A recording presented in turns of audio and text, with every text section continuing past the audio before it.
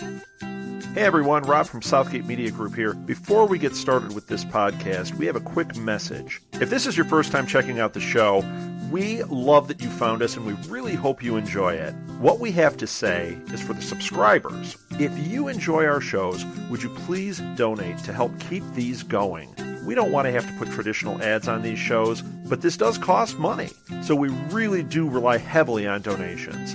To make a donation to the show, please go to our website, www.southgatemediagroup.com. Go to the page for the show, and in the upper right-hand corner is a donate button. It takes you right to PayPal, and you can donate whatever amount you want. Thanks a lot for listening, everybody.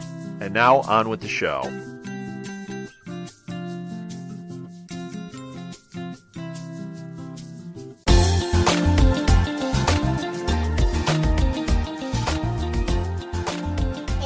Rebel Rousers, welcome back to Primatech Files. This is our first episode talking about Heroes Reborn, so it's officially our first real Rebellion Reborn episode, and I am excited. I, of course, am both and on the hunt for Evos. With me is... It's Rebellion Reborn Ricky. What up? Triple R in the place. Okay, so of course, up for discussion today is episode 101, Brave New World. The first time that I watched it, I felt like Tim Crane really did honor the memory of like the old Heroes fans, but I think almost to a detriment.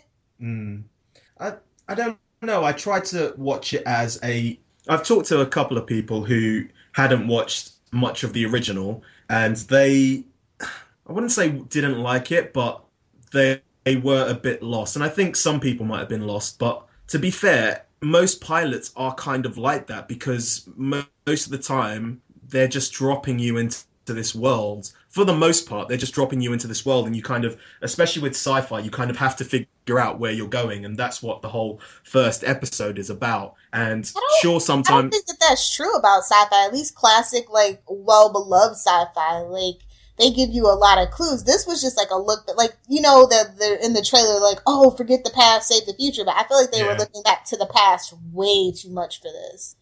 Okay. And everybody that was new, that was on my timeline, hated this. And they said that 2 hours was brutal. And I'm like, whoa, easy there. But yeah, I can see where you're coming from. But like, I don't know, for me, like Star Trek, I'm a Trekker. So it's just like, that world was kind of really well developed and you understood where it was coming from. Battlestar Galactica even, which is kind of one of those loose. I still kind of understood where it was coming from. So I don't know. I felt like a lot of people were like, I don't really care about these people. They didn't really make the connection, I guess, is the problem that I Maybe, I don't know, maybe it would have helped. I think they're putting a lot of stock into the audience as well, especially with all the prequel kind of stuff that's coming out. I don't know how many people were, apart from hardcore Heroes fans, who were searching out dark matters to kind of bridge the gap, or at least kind of get introduced to this world. They did pretty much just drop you into it. So yeah, I can kind of see where you're coming from. But I think some of the Easter eggs weren't as in your face and as explanation-y. They just kind of were just there. And yeah, it's a weird thing. Like the first kind of viewing that I had kind of reminded me of watching Agents of S.H.I.E.L.D. for the first time. In the fact that so much is happening that you're kind of like, oh, that's what's his name? That's Gunn from Angel, or oh, they just mentioned Captain America, or oh, they just mentioned this, or this is something else, and that's what it kind of felt like to me. And so my first watch, I wasn't as enamored with it, but with multiple, like a couple more rewatches, I kind of got more into it because of the little things that they kind of introduced. But yeah. I mean, I liked it well enough. I thought that Tim Crane honored the old Heroes fans. I'm just worried about the new ones, that's all. Yeah. So let's start off with a couple of things that we haven't really covered before. There's, from the last Rebellion Reborn, we got all up to date with everything up to a point with Heroes Reborn stuff. And 2 more things came out in the time between that Rebellion Reborn and the actual premiere, so I'm just going to touch on them quickly. For Heroes Wiki, they had an interview with Zach Crayley, and he talks more about the Dark Matters stuff, and I'm just going to break it down. We'll leave the link in the show notes. Zach says that he worked closely with Tim and James, and the idea obviously was to kind of bridge the gap between Heroes and Heroes Reborn. He was in the writer's room for most of the time when they were breaking stories, and he kind of knew that Quentin was the best character to kind of have for Heroes Dark Matters, and he worked with the writers to kind of create the backstory. He sees Heroes Reborn Dark Matters as essentially episode 0 of Reborn. Apparently the original idea for Quentin was for him to be Hero Truther, but obviously he had the idea of it being Micah, but he didn't know whether or not Micah would be around, or Noah Gay Cabley would be around. So when he did, he obviously had to change everything. And he also worked closely with the games designers in terms of Dahlia, the kind of side character who's in it. Obviously, side here. Side, yes. He mentioned, he was asked a question about the Fish Boy, and he says that, yeah, it was a nice nod to Alex Woosley, but probably back in that town, he'd be known as a different name, because obviously the last time he was seen, he was running off to, Oklahoma or Arkansas? Albuquerque. He was running off to Albuquerque with a new identity. And just little things like Quentin is playing Evernow in the first episode of Heroes Dark Matters, where he's playing the game. And also there are posters for Evernow in the apartment. So yeah, they kind of obviously knew where they were going with that from then. And finally, there was a digital exclusive, which was basically like a news report. It was a news report on the Odessa Summit, the day of the Odessa Summit, and they talk about Claire creating a viral movement with her coming. Some of that in the episode, though. Yeah, and obviously with her coming out and everyone else coming out because of that, they talk about certain countries revoking civilian rights laws because of the powers and stuff like that, and it ends with Mohinder's being interviewed by the newscast, and he ends up calling this, or the summit at least, the dawn of a new era of man, which, how it went. So anyway, yeah, that's us all caught up. Okay, so let's just take it from the top. I love the way this episode opened because, of course, it's HRG sitting on a bench in an empty field making a phone call to Claire. And right then and there, you kind of go, oh, they haven't talked since then. That's messed up. And, this is their chance to, reconciliate and all this other stuff. And then we cut to him walking around and we see the cheerleader and we see the little boy that belongs to the Collinses. Yeah. And all these really great kind of things and everything seems happy. Then boom, we're rocked to our core. We see that epic thing of HRG and his, coming out of the rubble and picking up his glasses. And then boom, we cut to all this other stuff. And I'm just like, what? Yeah. And it's not even the fact that there's a massive explosion. It's the fact that something happens in the sky beforehand. Like you see the kind of sky being lit out, so to speak. What I can assume is an eclipse or something like that. But obviously we'll find out later. Yeah. But yeah, you see that, and then the next thing you know, there's that massive explosion, and yeah. I thought that was a really good hook, honestly. But then they start with everybody being on the run, and that was kind of weird for me. That was not the best transition from that shock in the face.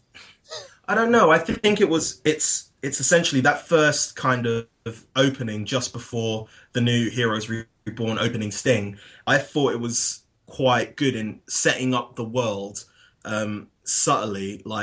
You've obviously got you've got the newscast kind of going on in the background, and then you kind of hear how it changes because of it. So obviously you've got Primatech, and they're opening their doors, and everyone's saying it's a brand new kind of world that they're living in.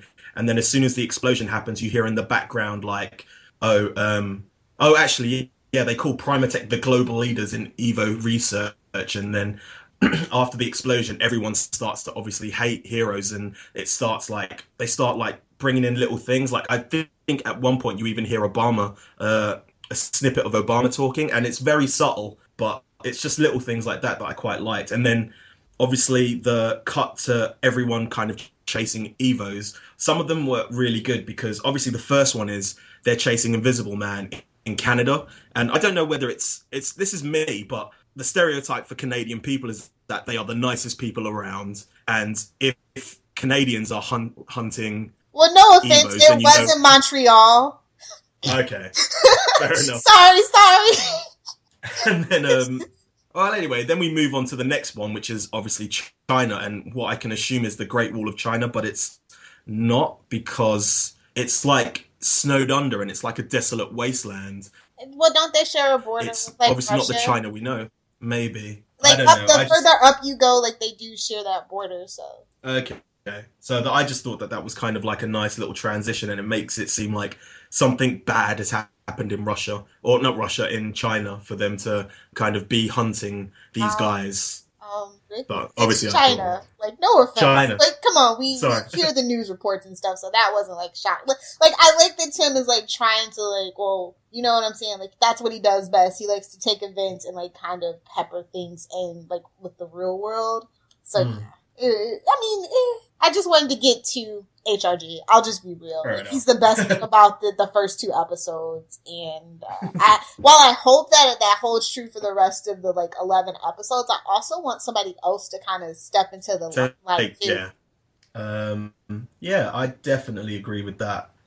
That's what I think the show, like, this show should kind of be with HRG at the front, but then you should also, I'm gonna refer to it in kind of a wrestling term. So you've got the guy on top, and then you've got the guy who's like the franchise player who is HRG, and then you've got this other guy. Another guy should be like making his way up the rung as the episodes go on to kind of dethrone HRG, take him out, and then have someone else on top to be kind of the main franchise player. And I think that's where they're kind of going with Robbie Kay's character from what we've seen thus far. Whether or not, he's able to do it is, up to the fans, I guess. So, yeah. Well, he does have a rabbit, and I mean that in a good way, pack of fans, so, Yes. Did you happen to see the ratings numbers for Heroes? Like, I didn't check it. I thought it was pretty good. I believe they did like 6 million, I believe, but I believe every like half hour they kind of dropped. And it ended up with about 5 million at the end of the cast. At the end of the broadcast. So yeah, but I kind of put that down to Shalandaland or whatever it's called over on the other side and Thursday Night Football. Yeah, I missed How to Get Away with Murder, by the way, for the second part of this episode. I was not happy about it, but I did it for Heroes because I love Heroes. But yeah, so yeah, that kind of makes sense. But anyway, I was just curious because I didn't check it. But it's going to be, which is still a lot. It's still more than when it ended, but we are in vastly. That's just the overnights. That's not including +7s. Yeah. So yeah, we'll see. Yeah, I'm interested to see the +3, +7s for sure. But yeah. Anyway, so I kind of liked Tommy when we first, like, the first glimpse that we see, he has Ninth Wonder comics. So right then and there, I'm like, okay, Tommy, you got me for now. Don't disappoint. Yeah, and I think it's the Eclipse. It's the Eclipse Part 1, isn't it? It's. I think I got a still of it, and it's Hiro and Ando making their way into Sam's comics, and Freck, I think, or Breckenmeyer's character going, "This is so awesome," and I think that's where it's from. They had a nice little couple of Easter eggs during the whole thing. Yeah. Shall we just go through those all in one go? Oh my God! Yes, go for it. Yes. So obviously you've got that kind of oh my God. And the Lindemann, there was a Lindemann like elementary school or whatever. What's his name? Carlos was talking at, which that Carlos talk has a whole different context now that you've seen what's happening underneath that desk. But yeah, right. Every time he shoots a Coke, we're like, oh, he's drunk. Yeah. There's also obviously Miko is creating lots of origami cranes in her apartment when we first meet her, and then. I don't know if this was like kind of an Easter egg or not, but the whole Lumia kind of glasses place because I remember there was like the kind of graphic novels which had to do with the luminescence and stuff like that. That's what I thought too. I was kind of reaching with that. Maybe the butterfly, obviously, I think is a little shout out to the butterfly effect of something. Those three maybe arcs, yeah, or maybe it's just this season's new cockroach. I don't think that. I don't which think obviously, so. But obviously, cockroach makes its way in as the password yet again. I was gonna say yeah. And the final Easter egg that I caught was the "It's coming" that Renee says at the end, which just made me think of the eclipse. But obviously, it could be something else. So yeah. I think that it would be fun if It's Coming is like, that's what he means. Like, it leads into the whole explanation of the eclipse with Melina and maybe possibly Phoebe and all that stuff. Yeah.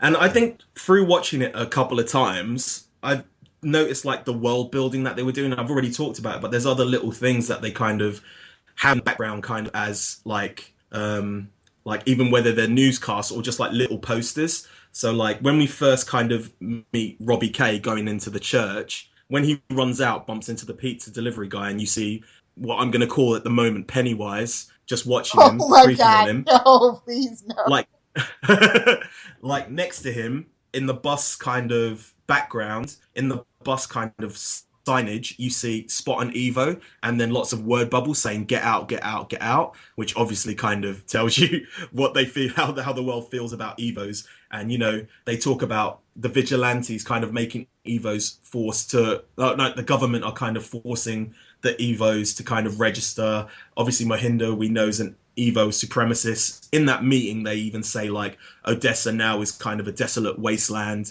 and one of the female characters says we need to stop acting like victims. We're the ones with powers, which I think is very, very telling of where kind of Evos are at the moment. They're kind of on the cusp of, well, should we just take them over kind of thing. And obviously there's the swabbing thing, which happens right at the beginning with Tommy, like where they're kind of swabbing people before they go into Canada. And as soon as he sees that, him and his mom just turn tail and get out of there and end up in Illinois because, you know, that's better. Well, the little slice of heaven they were in Illinois is one. It is probably no, a little right? bit. Yeah, I can see what you're saying. So we meet up with HRG, and it was just like he's talking, right? And it's like, yeah. I'm like, are we just doing like a random flashback or something? And like we slowly pan in, and he's selling cars again, and I'm just laughing. Yes. Oh, and how are you selling those cars with a real big monologue about memories? And they're trying to get Matthew McConaughey a run for his money over yes. Lincoln, and I just couldn't help but I felt like that's exactly what they were channeling.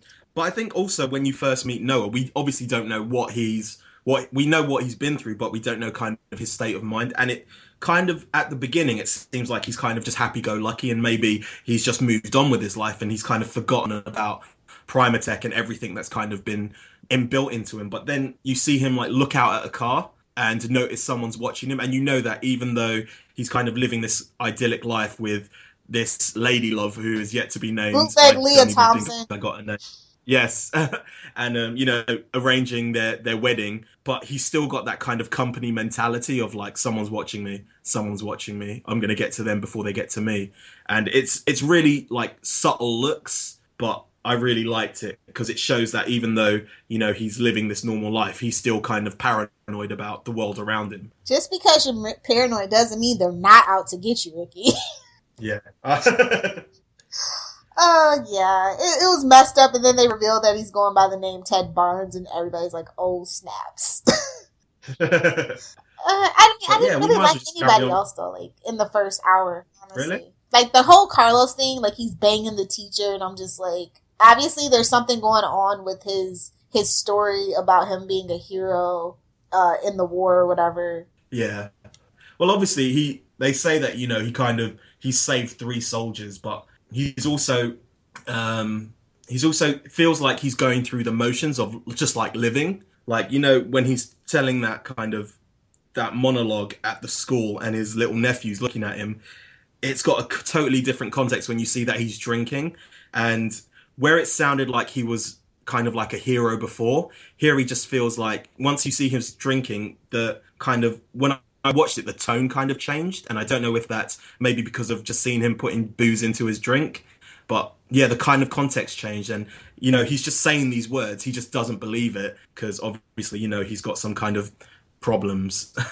Yeah. But, yeah. Also, sorry. Go ahead. I think something that's very telling and something that you might find obviously quite good is the fact that when him and his nephew are walking down the street and his nephew mentions El Vendago, he looks at him and then he goes, you know, he's a hero like you. And then he looks at his nephew and just goes, but El Vendigore's an Evo. Are you calling me an Evo? And so that kind of brings to me, is he or is he not? Do you know what I'm saying? You've come up with the theory that he is a human who's just going to be putting on this costume to kind of atone for his, atone for his army days. So yeah, maybe he isn't a hero. Maybe he isn't like an Evo. But then again, they lead us. There's so many questions about that. It's like, okay, if his brother has powers and his nephew has powers. But then the same thing happened with Nathan. Everyone had powers, but he didn't. So maybe he will get the synthetics, maybe. But then there's also that little thing of how he knew to fix the car. But see, which felt very Sylar-esque. I don't know, because we also had another guy that felt very Sylar-esque as well at the casino when we get to that part. Yeah. But, sometimes people are just that in tune. Like, if some people that are mechanics are just, it's in their blood. Obviously, his dad was, his brother is, so he grew up around cars, and maybe he's just more in tune with it. So I don't know what they're trying to say with Carlos at this particular juncture. Mm. But speaking of El Vendigore, El Vendigore's mentioned at the AA meeting. One of the people say El Vendigore is doing good things over in LA. Why don't we try and get him or something like that? And then it's the Collinses kind of mention. Well, Luke mentions him throughout the thing, like he wants to get El Vendigore, and it's that kind of the whole red strings of fate thing. They're kind of even though it's happening on the other side of America, it's still kind of well known in like other parts. And they mentioned the whole underground. He's got an underground railroad bringing people to Canada, which just made me instantly think of the kind of LN/LAWR kind of iStory things that were happening. And then they also mentioned fake blood and fake IDs and fake blood samples, which obviously felt very much like 5 years forward or 5 years gone. So yeah, that was really cool, and I was like, it's all coming to fruition, and I think that's kind of odd. Like whereas like the first like Heroes Prime, I feel like is more like a children's story where you want the best and they want the best and they're working towards the best, and now we're in this where literally the darkest timeline that we ever had to go through is now they're present, and it's just like yikes, like I do like that shift in tone where it's just like so desperate, Yeah, definitely. And then speaking of like the kind of shift is like the whole El Vendigore thing, I think is very interesting because for the most part, you don't know who it is. Like at the beginning, you're kind of wondering, is it kind of Carlos? And then when we obviously see that there's a trap been set for El Vendigore, we're like, oh, so we'll see if it's him, because if he starts like holding onto his belly, he's been stabbed. But then we realize obviously it's his brother Oscar, who's got his own little bat cave. And what powers did you think he had? I just think he had super strength, right? Yeah, super strength. And I like the little explanation that, he's been doing it since June 13th and he's kind of trying to make a difference. And it kind of makes him like bad-mouthing El Vendigore at the beginning seem that bit more real, because obviously he's trying to throw people off the scent that, he's El Vendigore. And it ends up with Carlos essentially being handed the mantle, or at least knowing that that's there, and is he or not going to take it, which we kind of said, didn't we? So yeah. Called it! Nailed it! We're going to need a little sound effect for that one. I want to talk about the most mysterious person so far, which I'm saying is, I'm going to call him Abe, because he has an obsession with pennies. And Abraham Lincoln is on the U.S. penny. If you watch the Inside the Eclipse, we kind of know his name, but we'll get to that in the next episode. But for the whole thing, I was calling him Pennywise, because, that's just what I initially thought. But yeah, he is the most mysterious character. The only thing that I can kind of compare him to is he's the HRG of season 1. He's that guy who's just in the background. Is he a bad guy? But then you kind of see what he's doing over the course of the episode, and it switches into, oh, he's a good guy, but what does he want? It's a little creepy that he's obsessed with a little boy. I'm just saying. Definitely. But Pruitt Taylor Vince has always kind of played those kind of characters, and I think that's something that they were playing around with. You've got this aura around a certain actor, and he's been typecast quite regularly, and having him be the good guy who's just watching this kind of kid. I was always questioning, like, why is he following Tommy? Why is he his father, or is he protecting Tommy? They call him a guardian angel, and then I'm just wondering, like, what are his actual powers? Because it seems like he's a telepath. It's like he's the new Haitian. But at the same time, he's got this. Yeah, he's got these but that's what the pennies are for. The pennies are penny for your thoughts. where he stores these memories. Yeah, it's where he stores the memories. But then, obviously, with what happens to Renee, who knows if it's Renee who actually took his memories away? Maybe it's Pennywise, and maybe one of those pennies has got HRG's memory in it of the day. That's just the theory, but I think it's more than likely it was Renee. So yeah, do you have any more thoughts about Pennywise? No, I'm just saying he's the most interesting character. I can't wait to really see what he gets into, but he's not in that many episodes. I thought he was in 3 or 4, so that's 2 down, 1 or 2 more to go. Yeah, and he's only a guest star, isn't he? So yeah, he's only going to be a recurring, so he's not going to be in that many. But he looks like such the gentleman as well, with his little corsage on his lapel and the hat. And then when he takes away the bike messenger's memory and he's walking out of the police station, just tips his cap to the captain. Oh man, what a gent, a scholar. But yeah, this got so British all of a sudden. I can't even right now.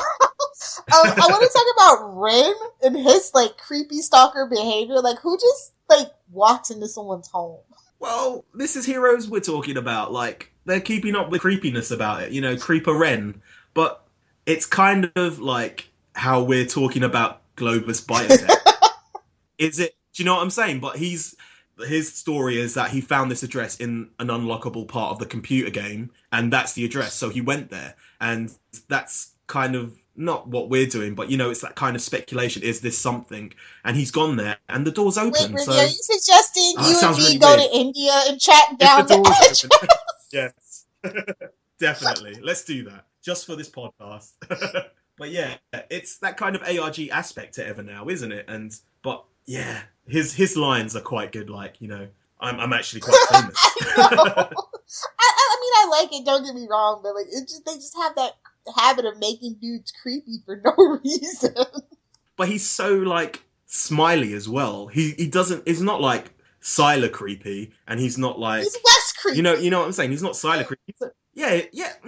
West wasn't that. West was creepy, but he had this kind of sinister aspect to him. Whereas you just feel like it's not a child, but it's this man-child who's just trying to figure out stuff. And he's like, oh well, it just happens that I seem a bit creepy at this point. So yeah, I guess. But no, I really do he was the comic relief, and I always appreciate the comic relief. Hopefully he actually has something more to do than that. I hate when one character just gets stuck in that pigeonhole in that little thing. So maybe they learn their hero lesson. But you talked about how him and Miko have that kind. You thought that they were going to have that kind of Hiro Ando relationship, and I totally agree now after watching it, because it kind of feels like Hiro and Ando in reverse. You've got the comedic sidekick as opposed to the comedic lead, and then you've got the kind of stoic, kind of straight man kind of person with powers as opposed to the sidekick.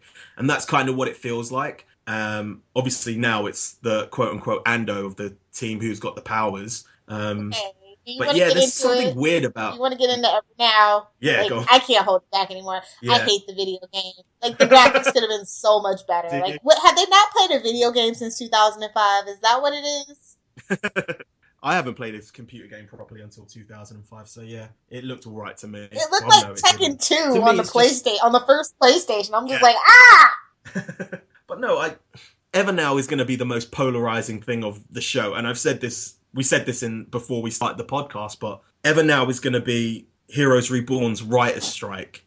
It's going to be the thing that's always going to be associated with the show. And I don't know how long they're going to be pulling off this kind of Evernow thing. It has to have good payoff. I'm invested in it. Otherwise, it's not worth it. Yeah, I'm invested in it, and I want to see where it's going. But at the same time, I can see a lot of people being turned off by it because of the kind of nature of it. Whereas Heroes was at least in the pilot, Heroes was kind of based in science. This is a bit too fantastical. So yeah, and Miko's a good character.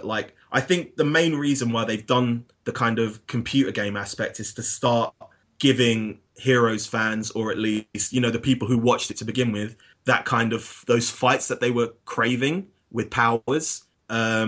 and do it at 8 o'clock on a Thursday. So, you know, she goes into the computer game and she's chopping people in half.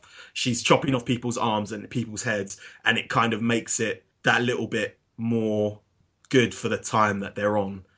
That's not a great reason, but at the moment I'm being like a Mahinda radical and I'm just apologizing for what's going on. Yeah, I mean, it has to lead somewhere. Obviously, we'll talk about it more in part 2 because it does actually kind of lead somewhere. So, interesting too. Yeah. And then I've got a couple of questions, like how long has Miko been waiting there? Because she just seems like she's just waiting for something to happen. Oh my God. And she's almost like an amnesiac. Like Ren comes in and it's just like, what school do you go to? And she's like, school? Oh my God, no, what if she is computer programmed and that's not her human form? I would be mad if she's just like a computer that can take human form instead of the other way around. Then that's really too fantastical for me. Yeah. It feels a bit Matrixy, the kind of going into a computer and having this certain set of skills. But then obviously in the second episode, it kind of shows that she can do these things in the real world, which I really liked as well.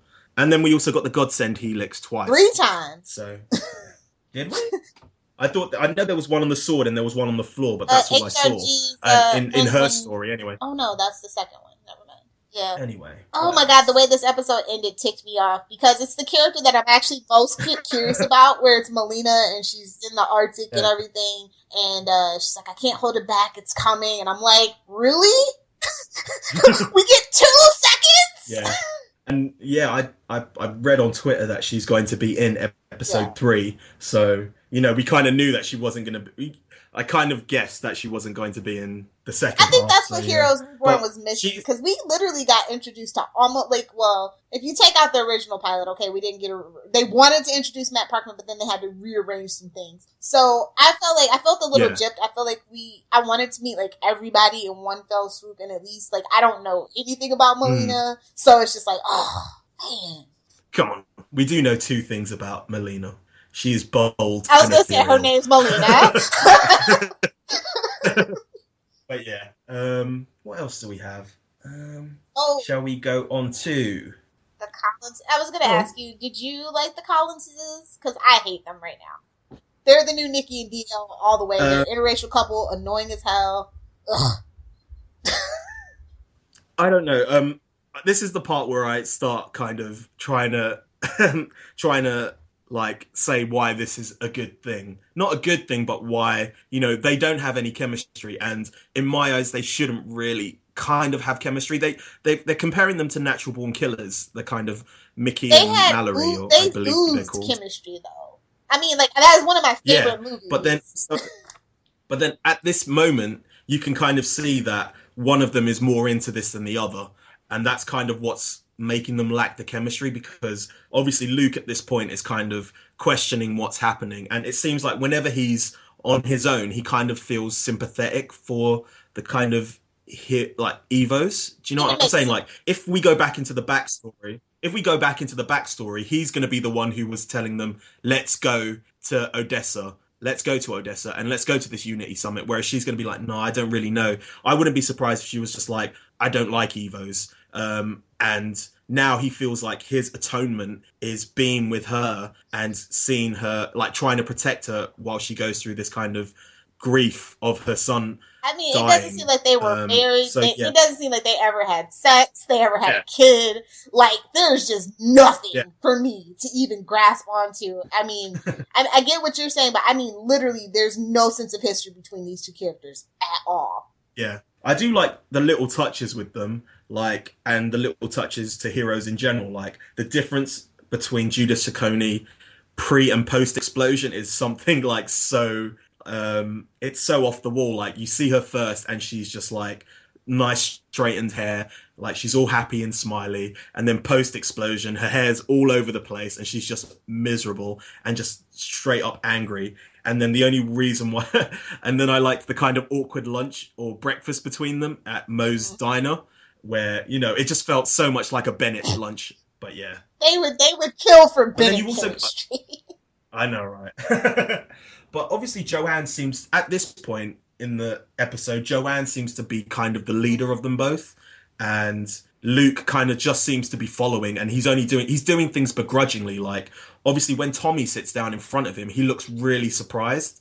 And for a moment, I don't know whether or not he was kind of like, he looks at him all surprised, then he looks away, and then he looks back. And as soon as he looks back, he goes into kind of deep voice, I'm a bad guy mode. And I don't know whether that's because off screen, Judith Sacconi's weight, like coming out of the toilet, and he feels like he has to put it on. But it seems like he's just going through with this just because of his wife, not because he actually wants to. So again, I'm not going to be surprised if it seems like he might have a power later on down the line. Which is basically confirmed in like 8 interviews. Which I'm surprised that they let him do, honestly. Considering that mouthful that we got from Mr. Doyle himself, David. I know, it really shocked me after I thought about it. I'm like, wow, he said this in like at least 5 interviews that I've read. So obviously it's something they want us to know to brace us for, maybe. Just like the Claire thing where, you know, it's like, okay, we brought up Claire so many times. I mean, they made a trailer about the cheerleader. So it's just like, what are you bracing me for? Heroes Reborn. Yeah, exactly. And I like the way the dynamic switches in the kind of...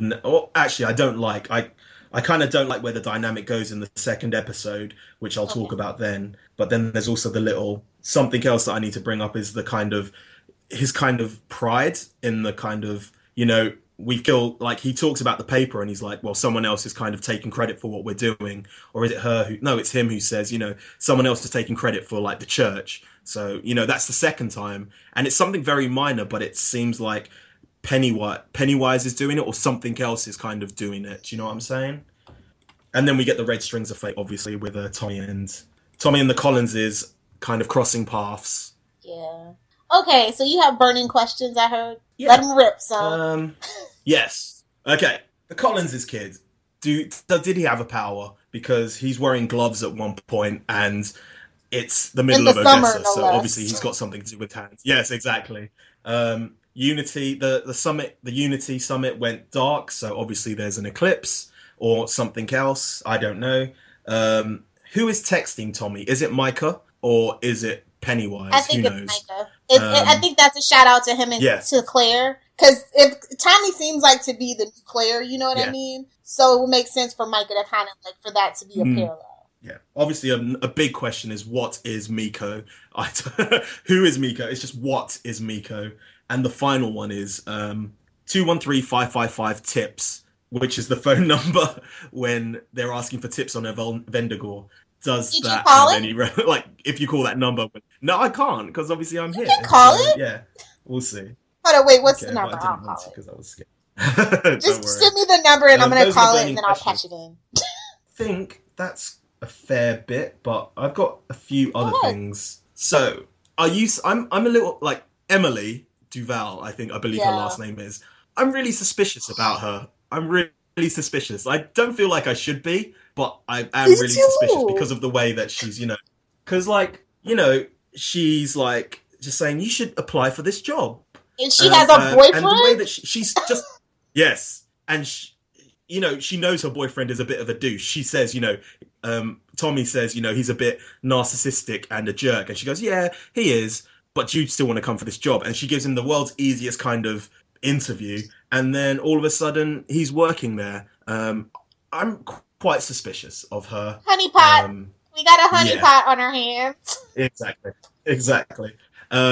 Also, in the AA meeting, I think it would have been a whole different kind of... This is just something I was thinking about at the time, but everyone's kind of going over what's going on in the world. And I think if Quentin was in there, oh my God, the comedy that would have happened. If Quentin was in there just going like, well, you're right, there is a shadow government and they're kind of stopping Evos from blah, blah, blah. But yeah. And also Tommy brings up that, you know, Tommy's not his name.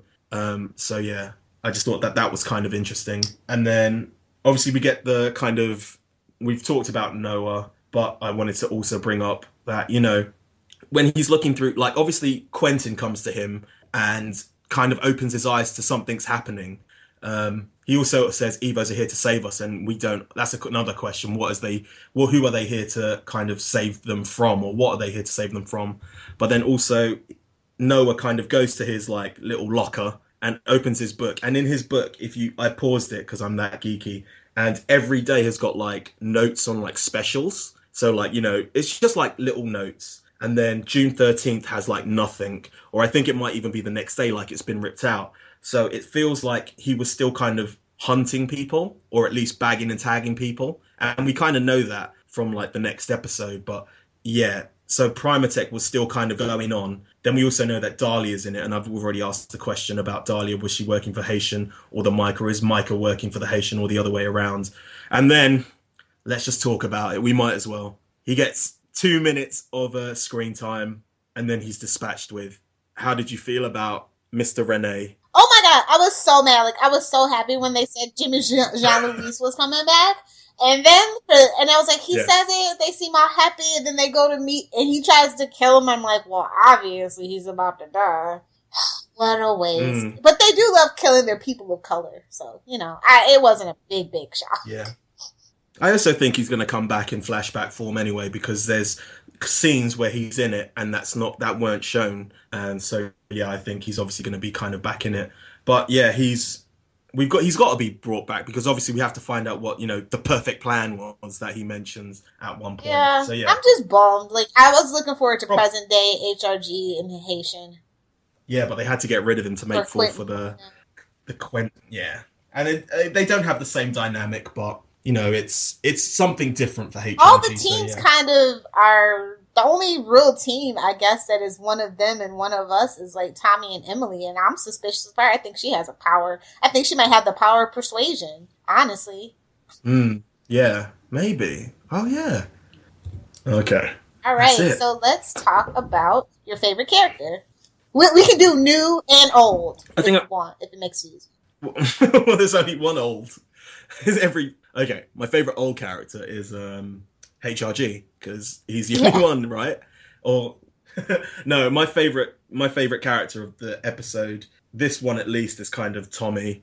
I think he's a very interesting character. No, it's not even Tommy, actually. It's Pennywise, because he's got that HRG kind of vibe about him, and I don't know, and he's the most interesting character, I think. So yeah, because we don't know much about him. So yeah. How about you? HRG is definitely my fave. Like, I'm not afraid ashamed to admit it. But I find the Penny for your thoughts guy very interesting. I hope it goes somewhere. But I'm gonna go with Miko being my favorite character. Like, she's mysterious. She's got a lot going on. She's got a side quest that's actually really interesting, and it's not just her trapped in the past.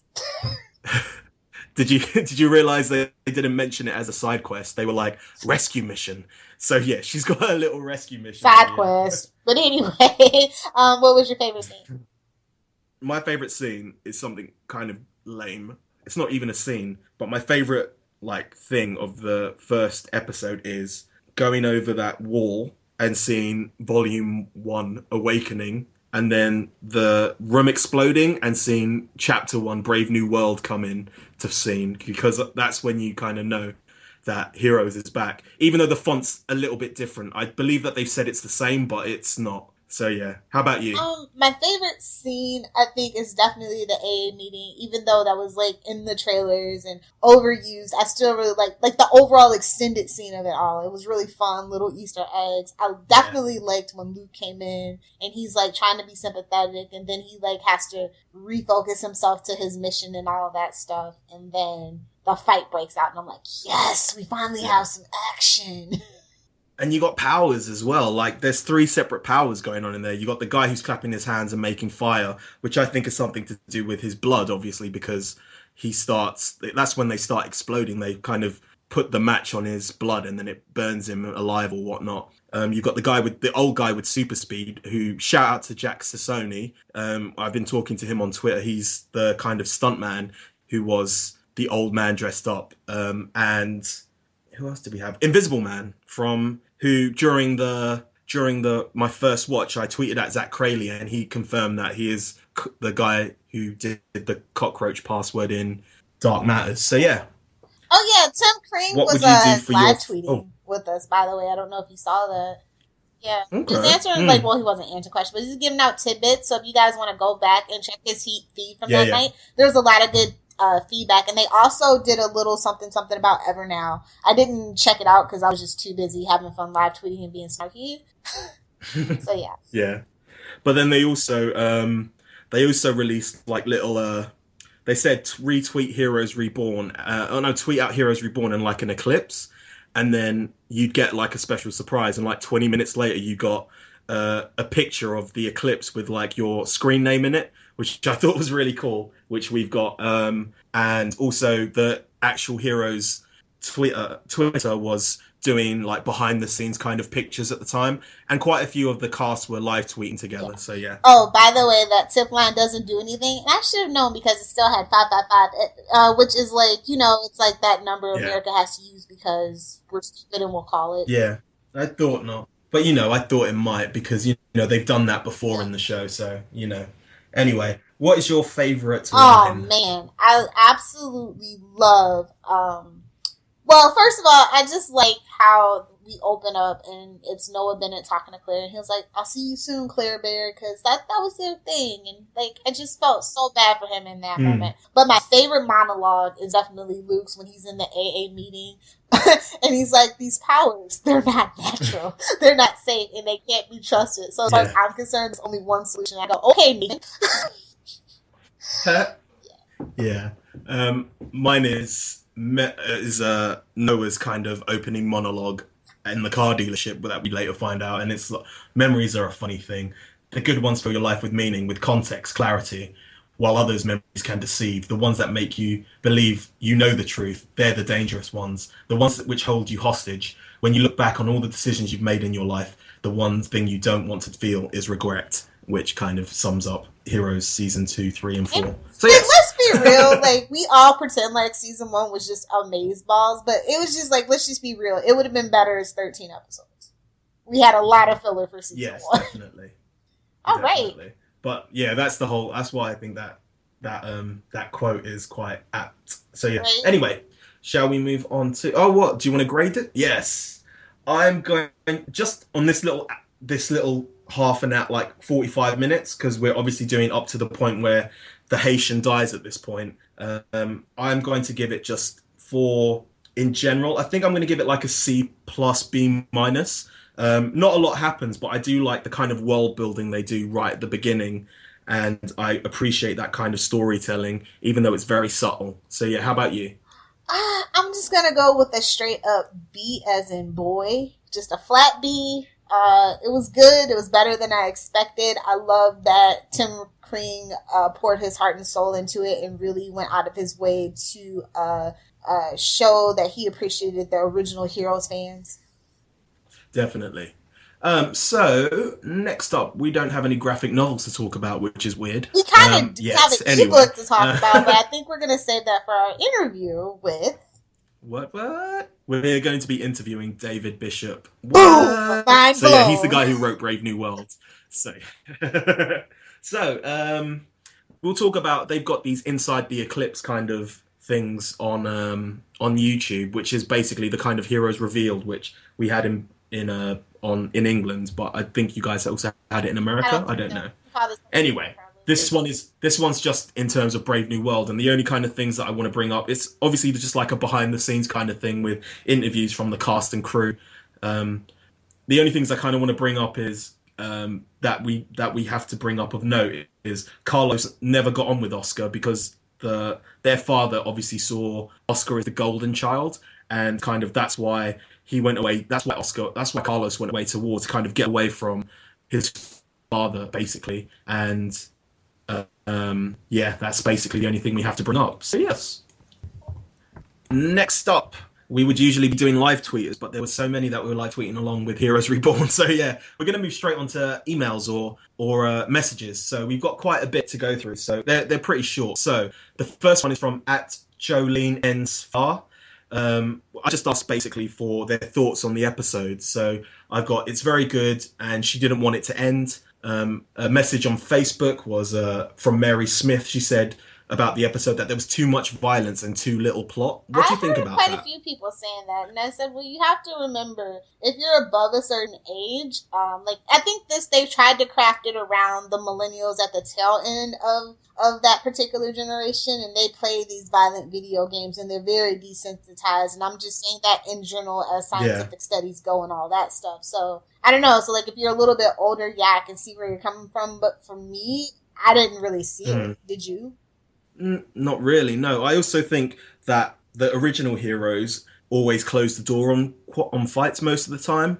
So I was actually quite glad to kind of see a bit more, and especially the world that they're in.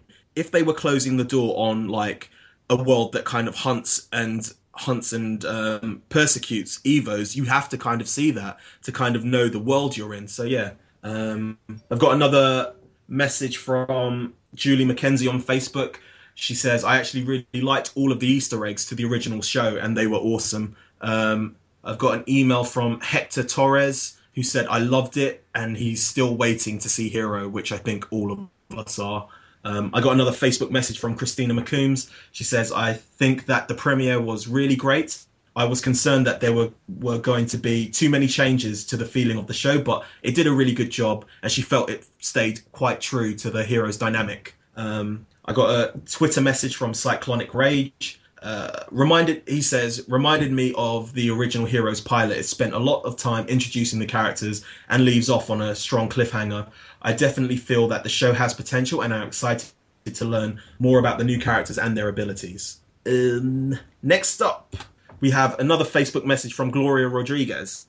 She says, I love the familiar faces and the insider references. The cast definitely strikes me as too young, too white, too pretty, even if that's the TV standard. But the main problem is that they are repeating the same mistake. Heroes was originally a hit because the first season had some fun, a sense of wonder. Going dark is what killed the show the first time. It was already way too dark. What do you think about that? I can see where she's coming from on that, actually. But I think that in order to compete in this new TV landscape, where literally every single American broadcast network has at least one superhero show, and a lot of them are dark, and Daredevil on Netflix has basically redefined the standard of the genre, that they almost had to. Yeah. And where we were going with Heroes, I think when we got to Fugitives, it was the best thing they ever did for Heroes.